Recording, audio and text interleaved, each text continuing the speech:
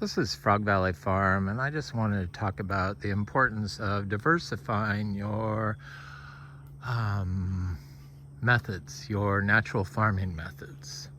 A lot of people like to read a book on like KNF, Korean Natural Farming, and follow that and make all the recipes. And it works. It's been proven to work. But what I like to do is I like to combine all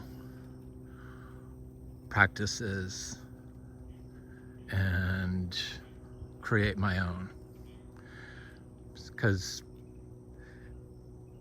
just as important as the diversity as plants is the importance of the diversity of inputs, because that's your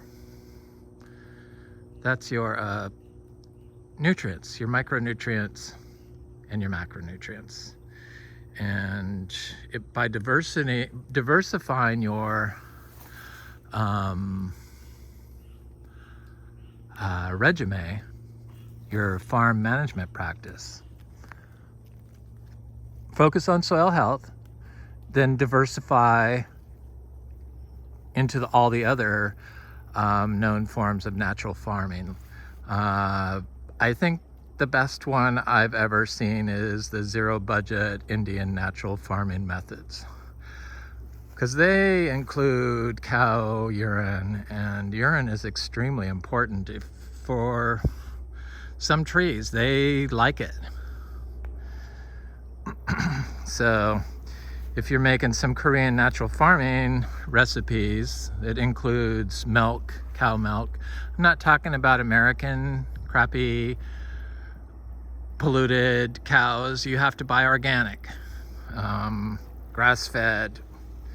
If you have your own, that's better. So including the Indian natural farming methods into your Korean natural farming methods would probably be twice as good for your farm. And then there's the Japanese method. So I think that one is less pushed because people can't really develop a product around it. Like I guess they could write a book on it. But less is more approach, and staying off of it. And then there's what I do swear by biodynamics. We're biodynamics certified, so we had to follow their procedures. And I believe in them. I believe in the moon cycle, and I believe in the use of biodynamic cow manures to increase fertility. And the spirituality, I believe, is in all of life. And life communicates with other life, and life dies for other life. So everything is connected, and it's all about nutrient molecules, basically. And how you get all those nutrient molecules is to have a natural system that cycles nutrients. And those nutrients come in the form of diversity, whether it's plant diversity or input diversity. You want a wide range of everything. And so biodynamic really didn't have a natural farming, so I had to make my own. And there really wasn't a natural farming movement in Florida, because they fight against you doing this here. They will fight you on it. Your neighbors will fight you on it, and it's just really sad. But so in this spot, I want to talk about and all the other natural farming methods. Any other natural farming method should be all combined with all the known farming methods, and then you incorporate your own design of the biological mixes into your system. When you start doing the biologicals and you observe your system, you kind of see what works and doesn't work. That's how I did it.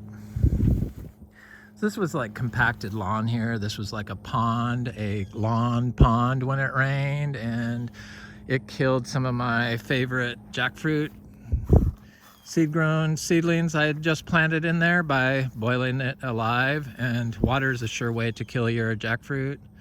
So you want to like never have it around standing water, and even for short periods of time. I wouldn't anyway. And so I thought this area was fixed because it was all tall grass, and I walked through most of it and check it for flood, but this area was still flooding and I really couldn't see it under. It was mostly lawn still, which is what this piece is here. Now this is not lawn. One little piece is left, and I see there's a little bit of torpedo grass. So I put a vegetable garden in here. I've done that in another area, and it just is the best, most fertile spot in my yard, in my 10 acres basically. It's my yard. I do this by myself. I think it helps it because you really can't like ruin it from over processing it, which I just cannot watch these Florida permaculture people that like take my, like your vegetable area, like what this is, and they will scrape it out with machinery. I guess that's this scrape and replace model. You only do that if you have a lot of employees and a lot of nursery plants to put back into it, because I know they all know their list of plants. I'm not, anyway, that's just how I feel.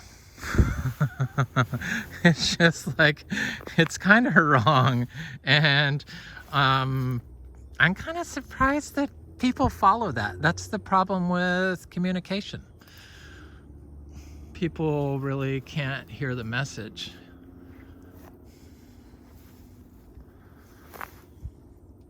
Because they're focusing on their list of plants they have to buy and all the wood chips they need to put down.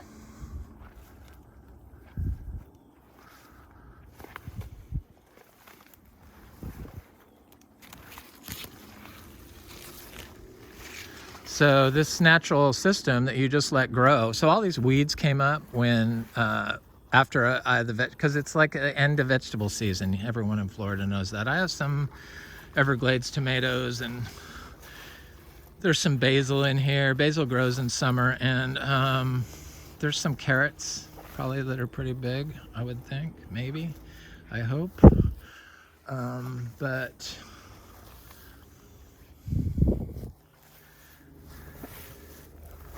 yeah, there's one left, it looks like. I see. No, somebody got them. They're gone. But, oh well. They got turned into nutrients for the tropical fruit trees.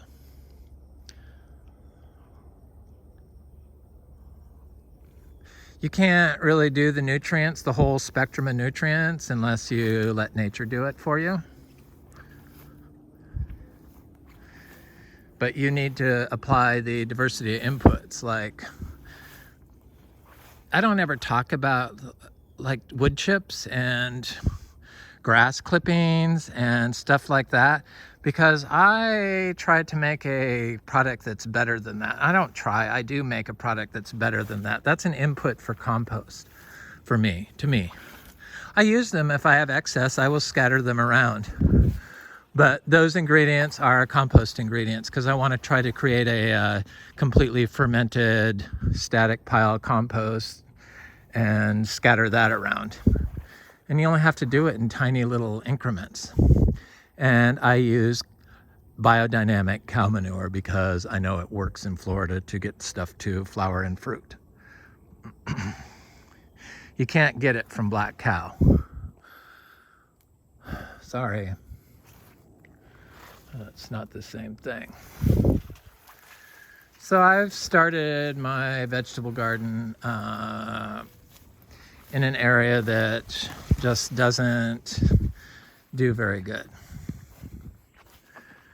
And this is looking beautiful though, I think. I mean, I had to put in all these landscape plants because we got our insurance canceled because it wasn't pretty enough, I guess. And it was just the green, the green weeds in a mowed path to the door. And they didn't like that. So, and the fruit trees, you know, thousands of fruit trees. But since they were small, because they were mostly Garcinias, and it takes years for those to grow, you can't really see the green tree and the green cover. So I try different stuff. I don't really throw pigeon pea around here because I'm trying to fill this up with landscape plants. And but there's citrus in here, and I have like tons of stuff in here. I just don't put the stakes in, otherwise I'm tempted to go and look at the tree, which you don't want to do. Star fruit, and it has fruit on it. They fruit about twice a year. And then there's cacao, and there's all kinds of stuff in here. Heliconias, more ginger. It takes time to grow, and it's supposed to take time. That's ecology. Time is ecology. And the plants and all the animals that it attracts is a spirituality to me.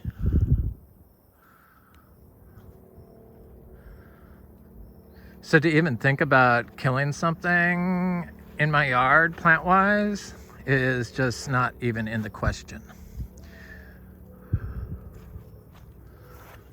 I mean, even in the question. It's not even in the picture. Oops. It's not in my picture. I can't even see doing that. So if you like to eradicate, if you like to scrape this stuff out and then replace it with your plants, not nature's plants, your plants, that's not natural farming. So it's something completely different. Natural farming, you do not remove, you observe, and you add plants and biology. And your wood inputs. Logs, those are compost ingredients. That's how I look at them. People call them chop and drop. Yeah, when I have to, there's a pigeon pea. So you can't see the stuff growing in here because it's behind the pigeon pea is a cha-cha. So there's like tons and tons and tons, and then there's a sugar cane I see right there. Right there.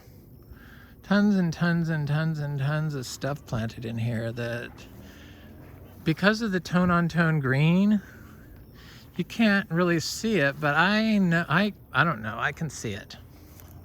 I know what's going on in my yard. Because the only way to read the soil for your plant health is with the stuff that nature grows, not the stuff that you plant in it. not the wood chips you add. The stuff that nature grows over time. I see sugarcane coming up. There's lots of cacao planted in there. I'm gonna try to go look at it. But yeah, we have lots of carbon. You kind of have to do it in Florida. You have to just keep hitting it with carbon. But what I really like about using the logs is that the carbon rests above the soil. So your soil building happens at the soil surface. That's where it happens. And so if you put down a layer of mulch, or if you scrape away the top, you can't build soil. It's impossible. And if you cover it with wood chips, it's kind of impossible. You will make compost, but you cannot build the soil under a mulch of non-living plant material without the non-living plant material in the system. The living plant material in the system. You have to have it to build soil, the grass, the stuff that nature puts there. So in this, syntropic is real big, and I totally 100%, that's another, it's natural, natural processed, I guess, natural processed. So they do lots of cutting for height, which I know works, and I adhere to that. I just am not there yet with all my trees. That was an oak tree. This is an oak tree. There's thousands of oak trees growing through here. So I'm not to the point yet where I'm gonna have to bleach them with a chainsaw. But it's getting close. I'm gonna use a hedge trimmer on it. Try to control it that way. And because there's a lot of fruit trees in here. I mean, I probably have planted 200, or not 200, but like 50 different fruit trees, or 50 fruit trees in a 100 by 100 foot area. 50 to 100, all through this area.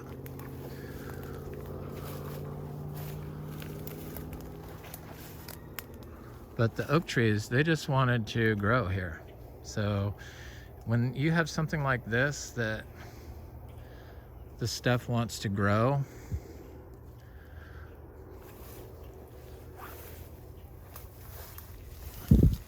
that's good, because this was like not a very good area to grow in before. There's like Luke's Garcinias and other stuff planted in there.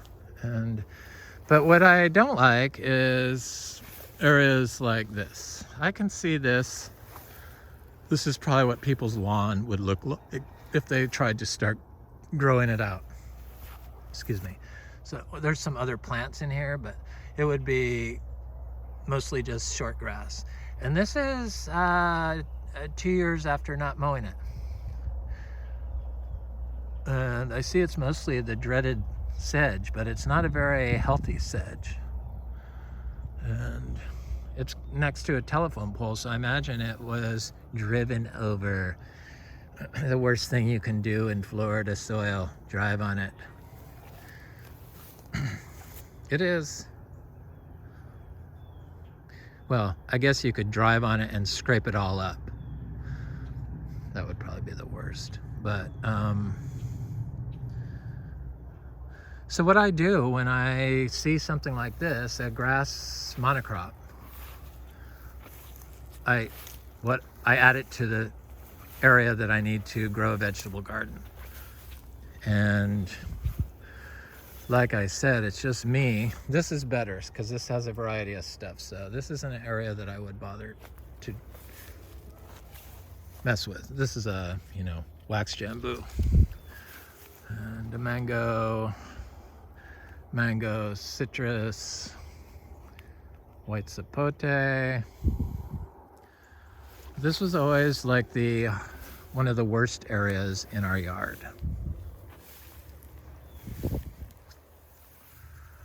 So, like I did over in the front, I decided to start my vegetable garden in areas like that. But there's so many little areas like that that I can only do a little bit at a time. So what I do to start the vegetable garden is I take like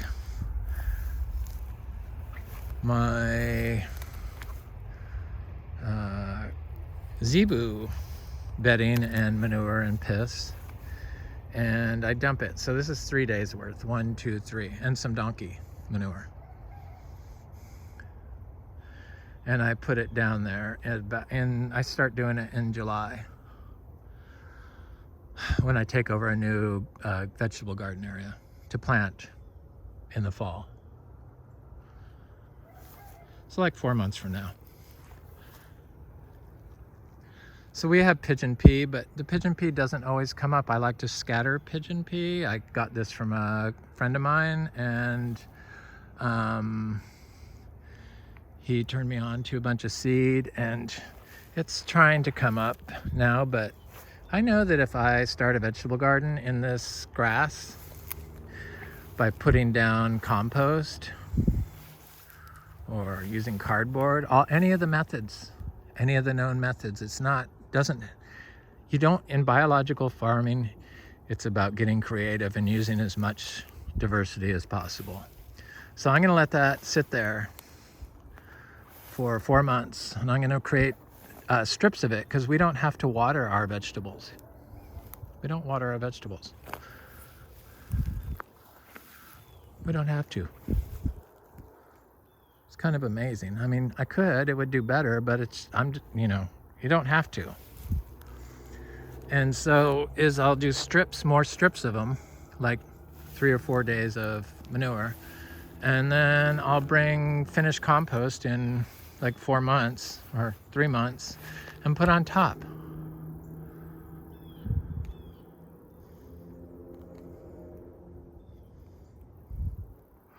And just by the act of doing that, it fixes the lawn and grows a bunch of weeds in it.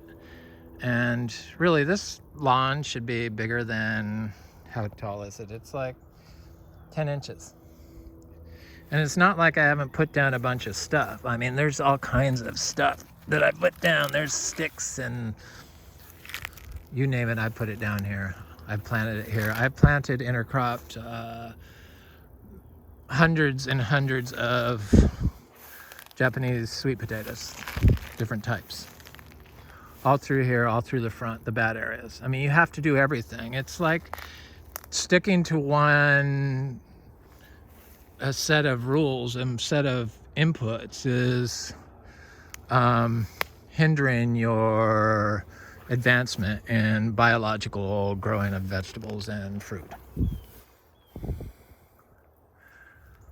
Citrus, pigeon pea, mangoes. That mango will like a vegetable garden growing next to it. Bananas and lychees and santal and garcinias and white sapote.